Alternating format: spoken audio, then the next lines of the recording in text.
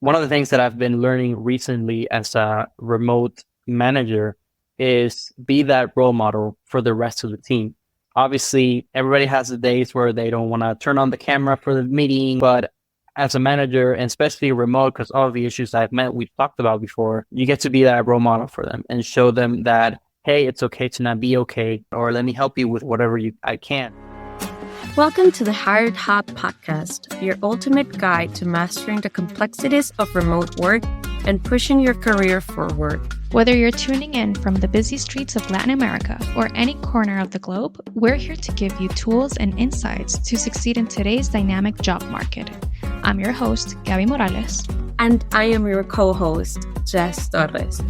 If you're a recent graduate eager to leave your mark, or a seasoned pro looking to redirect your career, you can join us as we explore the endless possibilities of remote work and career growth. Get ready to unlock your full potential with the Hired Hub podcast.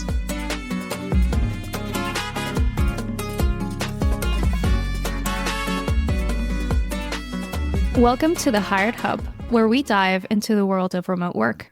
Today, we have a special treat for all the aspiring designers out there. Imagine starting your career in the traditional 9-to-5 grind, only discover a burning desire for more creativity, freedom, flexibility, and a chance to build something uniquely on your own. This is the story of Manuel Castro, the dynamic design manager at Webterior Designs. Manuel's journey began at the Savannah College of Arts and Design, where his love for design took root. From there, he embarked on a path filled with diverse roles, from an industrial designer in South Carolina to a senior designer at top agencies, all while taking on freelance projects that broadened his horizons. But it was his transition to remote work that truly defined his career, opening up a world of possibilities and challenges. Today, Manuel will share insights on what it takes to thrive as a remote designer, the strategies he uses to manage a creative team across different time zones, and how he stays ahead in an ever-evolving industry. We know Manuel's story is sure to inspire and guide you on your journey. So, Manuel, we're very happy to have you. How are you today? Hey guys, pleasure to be here. Thank you for having me on board. Well, we're happy to have you. And we also wanted to let you guys that we asked you in LinkedIn, which is our biggest platform right now, what would you ask a design manager? And we had 3 options for you. One was, how do you manage deadlines? The second one was tips for remote team success. And the third one was how to inspire creativity. And that was the one that got 59%. It looks like it was the top questions on everyone's mind. Like, well, how do you get inspired? Like, how do you get creativity? So we're gonna ask that in the conversation. We want you guys to stay until the very end so that you can know what the answer is. But yeah, we're really happy to have you here, and thank you all that you guys voted. Thank you so much. Awesome. Yeah, it's definitely creativity is definitely a tough topic when it comes to remote work, but in general also. But before we jump into that subject, Manu, I think we just want to know a little bit more about your story. Like, what motivated you to transition from traditional employment to remote work? So that's it's a big question because essentially I started working as an industrial designer in the United States. I had the opportunity to work there for a little while, and then I moved back home, which is in Caracas, Venezuela. And I've been working here a little bit of everything involving design. I worked in several agencies, but before the agencies, I was a little bit of freelance, and I was in like a marketing team for an insurance agency where I essentially did mostly social media, because here it's a little bit more complicated. But essentially, I started remote work because I found that it's essentially the future. It's becoming more new everywhere. People are easily adapting to the routine of it. And it's something so nice, especially for any aspiring designers or already designers, because you can adapt your schedule easily. You can, work your way around it. and you can meet so many important, cool people through the internet and just like collaborate with them. I think it's like, I thought of it as a really big opportunity and something that I wanted to add to my tool belt, let's say, and have that experience as a remote work. And honestly, it has changed my life in so many ways. Can you share some of those maybe challenges that you faced during that transition from, physical or, presential kind of work to the remote work, and then how you overcame those challenges? Yeah, for sure. So obviously in my head, it was a little bit harder to transition from going to the office and then transitioning to remote work, because there are so many like factors to take in there, especially like meeting with the team or any person from the company is, yourself in your own home and meeting through a camera might feel like a little bit easier for the people that are like social anxiety. But at the same time, the message gets across, and I think that's important. Other challenges I thought I think I still facing, because I'm still adapting to it, is having to find ways to make your space feel like comfortable, as well as kind of like change the scenery a little bit. Because as a designer, you're obviously, when you go to the office, you're always like, oh my God, I wish I could do this at home. Like I can easily do this in my computer at home. Why am I here? And then when you're remote work, you're always thinking, man, I haven't seen anybody in like, or you get so distracted. You do. Isolation. And you're like, yeah, not isolation in per se. Like if during, I guess, COVID, that was a big thing, and that's how remote work like picked up big time.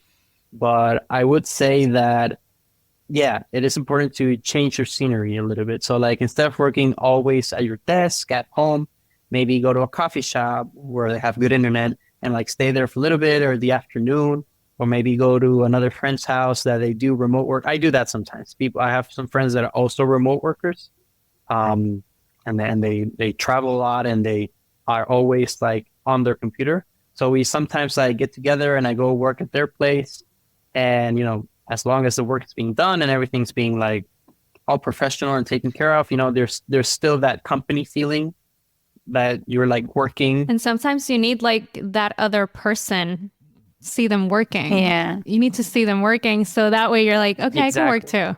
Exactly. It motivates you. Yeah, absolutely. And I also think what you said, it's part of being adaptable and having self-discipline, because it's hard at the beginning when you're just used to an office. It's part of like having that in mind, like, oh, I have to get this done. So I'll find myself in a mood where I have to get this done. So this is my best way to organize. And it works for different people in different kind of ways. But I do think that time management and just organizing tasks effectively can be or look different to every single person. So I wanted to ask you, how do you manage your time? Like, how do you prioritize those tasks when you're juggling in different freelance projects? Because that's another question I had. Like, are you just working here or do you have other clients? Like, how do you manage time with that? Especially with working with clients that probably are in different time zones, because that's really important. Also working with teams in different time zones. Like, can you just talk a little bit about that? Like, how do you manage your time? Yeah, of course. So there are many tools that are already incorporated in your day-to-day as a remote worker that allows you to easily connect with people in different time zones and easily like have that communication base lined up. So there's no issues of, missing something or forgetting about something. In Hire Remotely or in Webterior, we utilize a lot of tools such as like Google Calendar, Google Meet. We use Zoom, and we use ClickUp, which is like a project management tool, but like it's like the Ferrari of project management tool. It's like really fun, really cool. At first, it was my first time seeing it when I first started working with Webterior, and I had a little training behind it, and it was a life changer. It's so easy to manage now, obviously, after several trainings and several tests that I had to go through with it. I'm still learning, obviously, but it is such a great tool for, handling all of what you mentioned, like if there's a project due for different clients, different time zones, if there are different people involved in specific projects, who is in charge of what, when do they start, how much time do they need for that project, what do they need for that project? Like it's so, I can talk about it the whole day, but it's so fun and it's so cool and it's so easy. Honestly, once you go through like all the trainings and you have a little bit of knowledge on how to navigate it, it's like a life changer.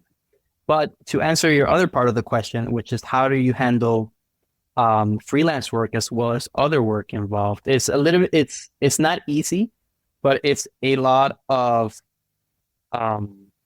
getting to know yourself as a designer. Like how well do you know your clients? I'm talking about freelance now, correct? So how well do you know your clients, and how well do you know what tasks they're requiring you to do? What are they asking you for? And regardless if it's something for social media or for printing or even for like a video for web or something, you have to know how to time manage yourself. So essentially just pick out times or block out times wherever you have your free time to essentially work on those freelance projects without repeating myself. I'm trying not to repeat myself.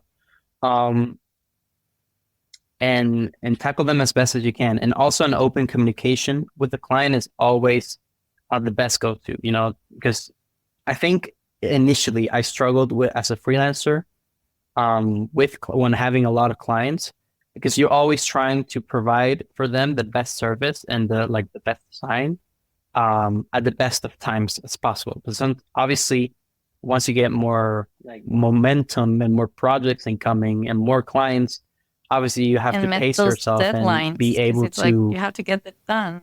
Yeah. Exactly, and be able to like schedule yourself accordingly so all those deadlines are met.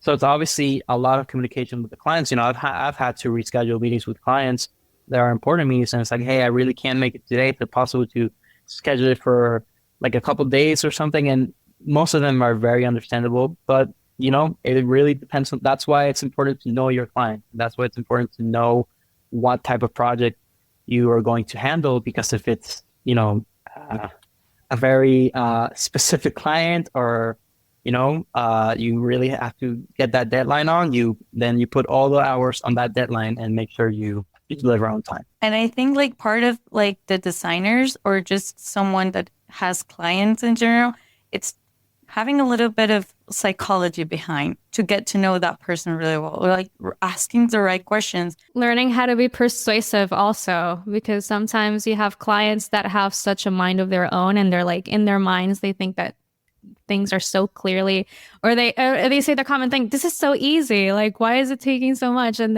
you're like, you have to learn how to be persuasive and have like that soft skill of being able to handle, not manipulate, but really handle the client, and really just even teach them, like educate them about the process, so that you can both have the result that you guys want.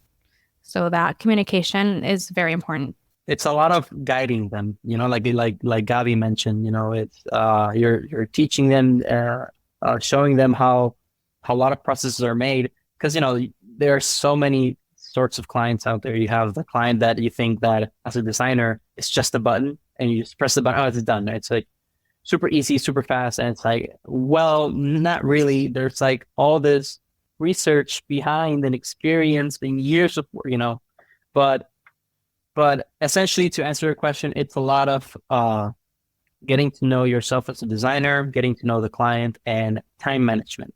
And I know a lot of designers out there like to work under pressure, and they think it's great because it motivates them. But sometimes just work when you're able to, because those tasks are going to pile up. Or is it worth the stress? Exactly. Like I know a lot of people that they procrastinate because really the pressure helps them to deliver. But then again, you create an environment or a dynamic for yourself that's so stressful that there will come a point that you just don't want to do it anymore.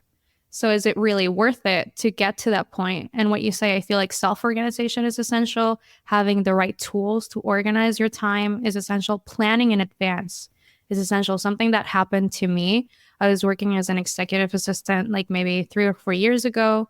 And also I was doing freelance content writing. And I had this person that I needed to tend to their needs because I was an assistant. Like I needed to schedule their meetings. I needed to do so many other things. And then on top of that, I had to freelance. I had to do content writing for many kinds of clients. And it was hard for me. And the best thing that I did at that moment, I remember we were using another project management system. I think it was Asana or Jira. And I went I feel like on a free version where you can organize your own projects. And I said, okay, so I'm going to do this same thing that I usually do for the other business that I work for, and that they have all the premium features, but I'm going to go on like a basic version of this plan, of this system, and then I'm going to organize myself. And that really made the difference. And I feel like a lot of people don't like prioritize that, like, or their tranquility, because they prefer to just do things on paper or really not stay organized. And guys, it's really a big difference when you're able to plan in advance, even if it's for your own activities, which is, I think that's where a lot of times we lack that discipline.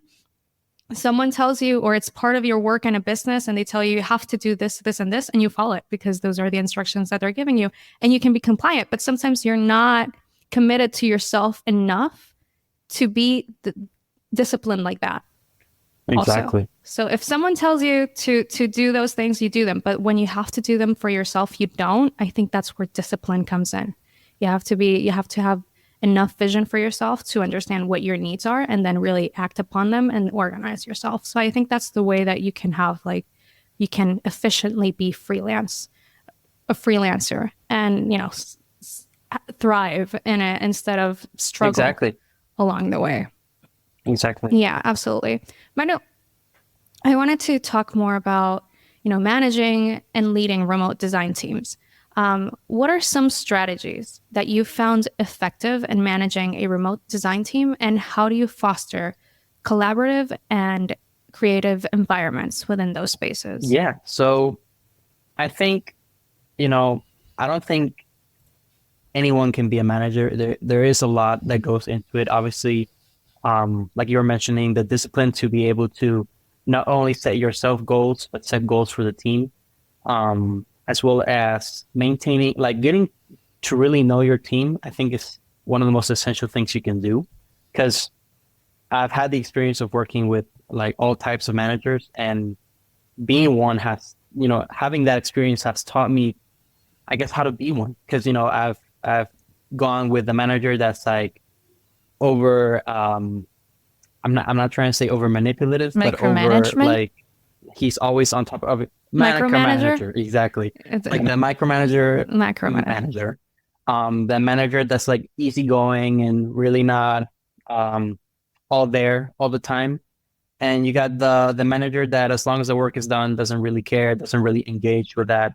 And I've noticed that all of those three personas have good things and really bad things about them. And I've kind of gotten like things from all of those personas, I'm going to say, and apply them to my own way of managing. But I think what's key is really getting to know your team, getting to know what abilities, what are their strong suits, what are their weaknesses as well. And not really like, punish them or anything like that, but more like guide them like, hey, there's other ways of doing that, other ways of doing this. But I think in my experience that it's very essential to getting to know your team and having a better knowledge of, the ins and outs. And as a manager, you have the opportunity to like see, when there's a task coming in or when there's a project due, which member of the team to assign that task to, and how to collaborate with them. And it's always important to be able to help them in as many ways as possible, even if it's a small help with like research, researching for a project, researching for inspiration. I think that being there present, even though being remote, is super important. I also think that something very important besides besides all of the things that you've said, maintaining like those clear goals, like setting what they want, like what does the client want, like what they're expecting from us. That's something really important. And what you said, like being present, like having regular meetings, it's okay. Like you're just part of the team and you need to like hold frequent video calls to discuss what's the progress on the project or having even brainstorms. And as we were talking about the tools, like it's okay if we have collaborative tools between all of us that we can, hey, no, this is my idea. I put this on this document or whatever. Like that's going to make the work environment and just the projects are going to make that a little bit more easy. So I think that that's something to add there. Yeah. Yeah, 100%. I think to add to that, team cohesion is super important. You know, as I've had the experience of working with like a very large team of designers and to a very small team, you know, and one of my experiences in past agencies, I had a team of like 6, 7 designers, and we always, this was like a kind of like a remote office hybrid. So we usually had like 3 days in the office and 2 days remote. And we usually try to maintain that team cohesion, super important. Like, you know, like let's say designer A was really good with researching. Like she did a really great job of looking for inspiration, like what other designers have Mood done boards. exactly, like mood boards. And this other designer is like, hey, I'm really good at like Photoshop and editing images and making sure they look clean and crisp. And the other guy is like really good in video. So, you know, you get to know your team, and so we got each other's backs. You know, that's super important. And all of them are able to handle all the other tools. So like, you know, as a designer, as a basic designer is supposed to do, like the Adobe Creative Suite. And I think that's one of the keys of being a manager, just being able to like, kind of like be the glue of the I team, like that. you know, like, cause anyone can assign anyone to a project and be like, hey, you have to do this, just make sure you do it and get it ready for a due date. But it's also what's behind all of that. It's also how you talk to that team member, how you get the task across, how do you communicate it, how do you prep that person to be able to develop that task. And one of the things that I've been learning recently as a remote manager is be that role model for the rest of the team. So, you know, obviously everybody has the days where they don't want to turn on the camera for the meeting, or they don't want to, you know, they're obviously not in the best mood or something. But as a manager, and especially remote, because all of the issues we've talked about before, or we talked before, you get to be that role model for them and show them that, hey, it's okay to not be okay in certain days, or it's okay to feel a little bit stressed out, but there's other ways of doing it, or let me help you with whatever I can, you know? Yeah, and a lot of it's like feedback. Is your team or are you in general open to that feedback? If just in case you get something wrong, like, am I responsible for this? Like, yeah, like feedback is really important. And now that you were talking about what you need as a manager, I wanted to know, like, what are some unique challenges that you've encountered as a manager of your team or just a remote design team, and how have you addressed them to maintain this productivity in this team? Like, do you have an example or something particularly challenging, or like any project that your team has worked remotely, and how did you overcome eventually those challenges? Remotely, we faced many challenges, you know, from clients asking for a lot in little time, which is usually the go-to, and to having so much on your plate where you don't even know where to begin, involving other clients, other projects. And it's honestly having a lot of patience. It's having a lot of patience, not only with your team and just making sure that, you know, all the tasks are being done in time and the deadlines are being met. And it's also a lot of patience with yourself, just making sure that because I always sometimes carry a lot of stress with me and try to make sure, the team gets the task done and they get it through across accurately and, properly, and the client is happy with it. But sometimes it doesn't go that way, and that's okay. And there's always all these measures to like make sure the client always stays, happy, and they get their project handed over. So it might look as if it is the end of the world to some designers out there, because I know, and it's crazy. I have met a lot of designers, and most of them are, very great people. They're just like a little bit anxious when it comes to their work. And a lot of them also have the imposter syndrome. I don't know if you guys know a little bit of the imposter syndrome. Yeah. And I just want to add that it's not just the imposter syndrome, but it's just like it's creative work, and therefore it's subjective. So I think that you're always going to be anxious about not knowing if you aced it, because first of all, you depend on the client really liking your work. It could be flawless, it could be perfect, but maybe the client doesn't like it, and that always. Or maybe they have bad taste. It really.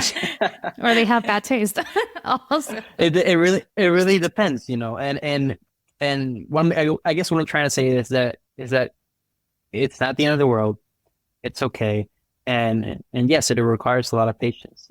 For example, we had a specific project where we had to use AI in it, and we have had to use AI before in several projects, but not a project like this. This project involved a lot of hours, a lot of teamwork, a lot of research, and it was for a very big, I'm going to say event. And it was, the outcome was a very large video, like a 3-minute video with a lot of animation, editing, and sound, and voiceover. And we had to use a lot of it with AI.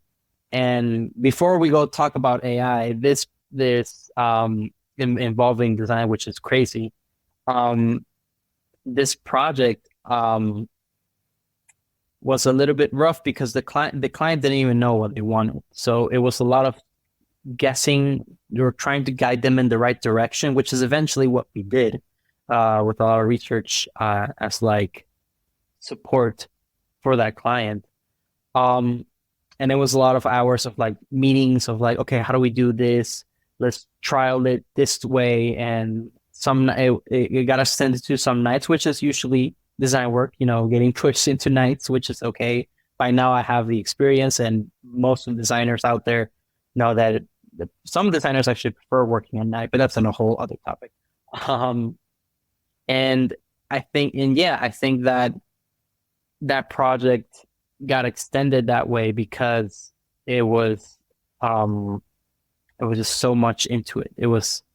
And using AI, part of it was actually like learning along the way of how to get that project outcome the way we wanted it and the way the client wanted. Yeah. It's to sort of like interconnect even more those ideas that you're presenting. It just reminded me of this article that I was reading a couple of days ago about situational leadership. And it really just explains how leaders are made, not born, and then the fact that a good leader is someone that knows, that has, that essentially people who know their goals and have the power to influence the thoughts and actions of others to garner their support and cooperation to achieve these goals. So to be a leader, to be a manager is actually, I think that the best approach to management is to be a good leader. And, a good leader has the vision, and then just has to be persuasive enough to be able to get their team on board. And a good example of what you're saying, about this AI project, I remember a year ago, we were just starting to talk about AI with our designers, and our designers were totally against it. They were so scared about it because, of course, you see all the potential that AI has, and they were like totally against it. But the only way that we could really make a change is, and what we try to explain at the moment is that, okay, so a normal person can do a lot with AI. Imagine how much a designer that has all this background knowledge can do with the same AI. So that was like the hook in. But then we also needed like a leader to be able to convey that vision and to really make it come to life. Because if you don't have that, you just have a group of people that don't want to adopt that idea. Exactly. So I think that example that you give about this AI project is just that. Like, you can have the vision. Again, AI is not going anywhere. And again, if we want to stay competitive in marketing, design, or development, we have to get used to the idea of AI. There's like no way around it. Like, if you don't learn AI, you're going to stay behind. Like, there's no additional value to you in that sense. But then again, maybe you need a leader, manager that sees that vision and is able and has the influence to make you change your mind and actually use it as a benefit towards your experience in your professional career. So that's how I see that part. And I really like that example. I would definitely like to know more about this AI project that you have, like, because that's part of the trends. Like, how do you stay current with the latest trends and technologies, especially, with the quick advancement of technology with the use of AI? And I would like to know more about that project that you did. Right. Yeah. So going a little bit further into that project, so basically we had to create animations with images created with the AI. So it was pretty simple animation and editing, because obviously we did not have a lot of time for this project. And obviously going through the project and trying to learn the AI program itself and trying to adapt to it. So it's a lot of trial and error. So we use DALL-E image creator, which is a text-based image creation engine, I'm going to say. And we had to essentially create a character, very specific characters for this video. And using text-based prompting to create very specific characters in different poses with different elements and in different scenarios is not always that easy and straightforward. The AI sometimes creates it perfectly and it's like, oh my God, that took 20 seconds. Awesome. We got a one frame. And then going for the next frame, it takes so much time, so much effort, and even using other tools that we had to apply to make the characters look like the characters that we wanted and the characters that the client wanted. So just like you mentioned, I think that AI is not really a threat to any designers out there. I think it's more of a new tool to add to your tool belt as a designer and adapt with it and grow with it, because it might be scary at first and people might be against it because they think it's stealing their ideas and it's stealing the potential of what people are able to do. But I honestly think it's just another tool, just like Photoshop or Illustrator or After Effects, which AI is already being integrated into them. AI is just another tool that us designers can apply for all of our creative and crazy ideas and cool project outcomes. But going back again to the project before I escalate to some other conversation. After we got all the characters and all their poses, we animated them in After Effects with simple animation tricks that the team was able to do, and they're so great at doing that. It came out really amazing. And then showing them to the client and then having it re-edited, like into several different places because of client comments and whatnot. But in the end, I think it was, in hindsight, what took the most was obviously the AI learning process of it.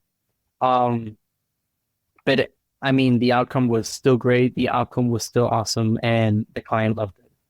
And I think that's what's really cool about it, because without designers in the background or without the design team in the background for that specific part of the project, it would just have been, I don't think it would have been able to be completed, because you needed that background, that knowledge of like how to get this text-based specifically so the AI can really understand it and be able to create this character that you wanted. It's a lot of going through that process. I do remember, like, there's a lot of back and forth. But then again, I something that I really appreciate from designers, and again, that background knowledge that they have, is the prompting abilities. Because again, it's not the same that you as a commoner, you create a prompt and you try to be descriptive, but maybe it's not good enough. But then again, the designer has the knowledge and background. They can talk about, perception, angles, a more thorough description of the objects that you have. Like, that knowledge is really valuable from designers. I remember a project. I don't recall if you were working in that project with me, because FYI, we worked together. Manuel and I worked together. Do you remember those Midjourney images that we were trying to create, where we gave the prompt, and we gave the prompt was like a man with a kippah, which is like a hat. It's not a hat. It's like a headpiece that, men in the Jewish culture use. But every time that we prompted it, it would put a bread on its head. Do you recall that? It was such a struggle, because then we had to figure out how to prompt that through description rather than the name of the object, because we couldn't get it. So a lot of AI uses that back and forth. And definitely it's a big benefit to have a designer work on that. And just in case, if you guys are curious about this project that Manuel is mentioning we're going to put it in the description to this episode on all our platforms. So you guys can head to the Behance project profile, and then you can see what that end result was. So thank you for sharing that, Manuel.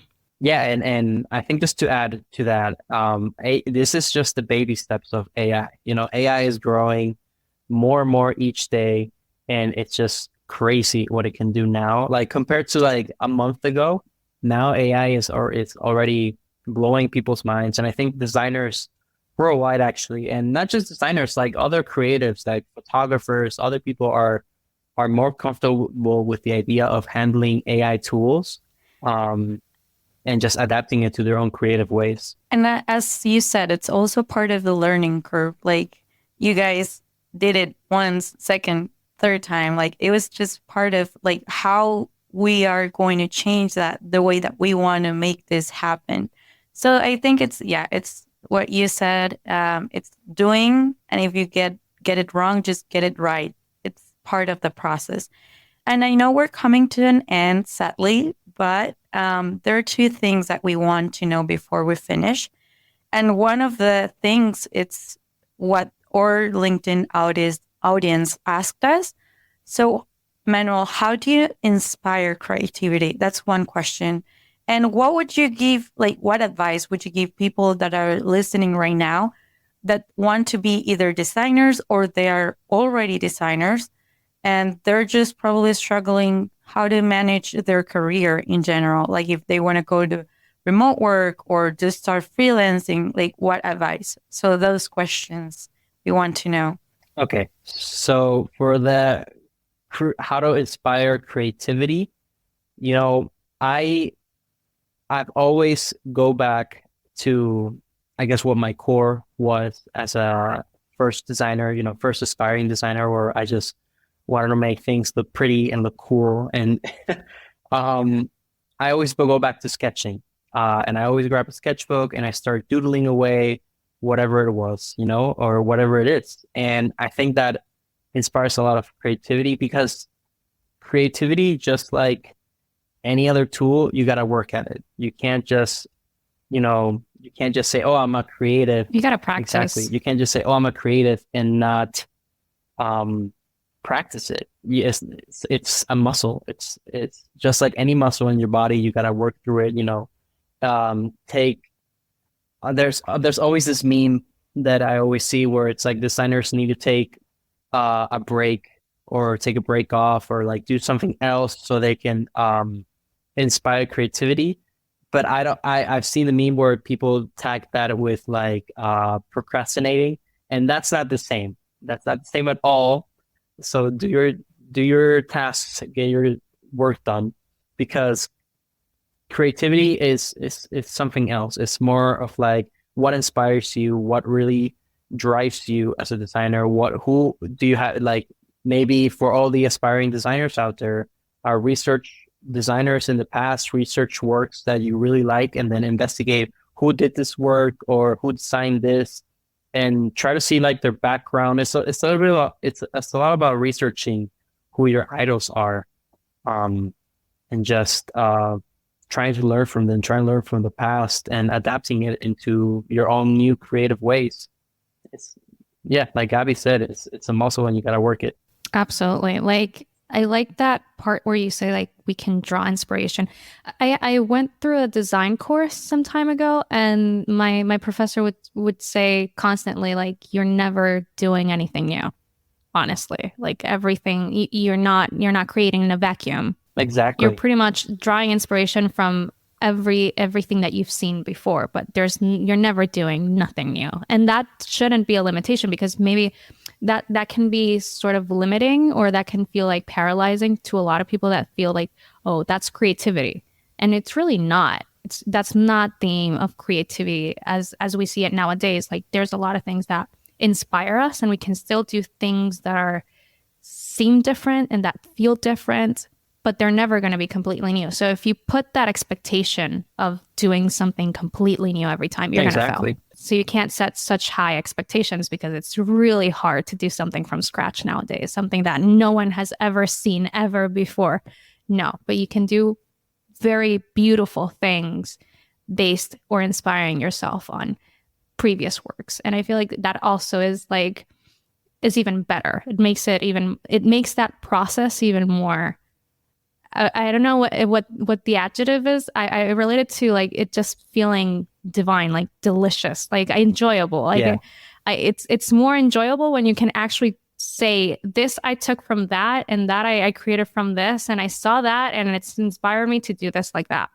I feel like it's even better when things have that kind of background, and then you can still do something that feels unique in that sense. Exactly. I mean, I had a class in college where it was an industrial design class, and the professor asked us, well, I actually have two examples real quick. One of them was the professor, we were designing chairs, and was just like, draw me a chair. And people, like drew these crazy chairs and like did all these crazy things with Photoshop or whatever. And it was like really cool. And I did like my own chair, and it had like all these crazy textures on it.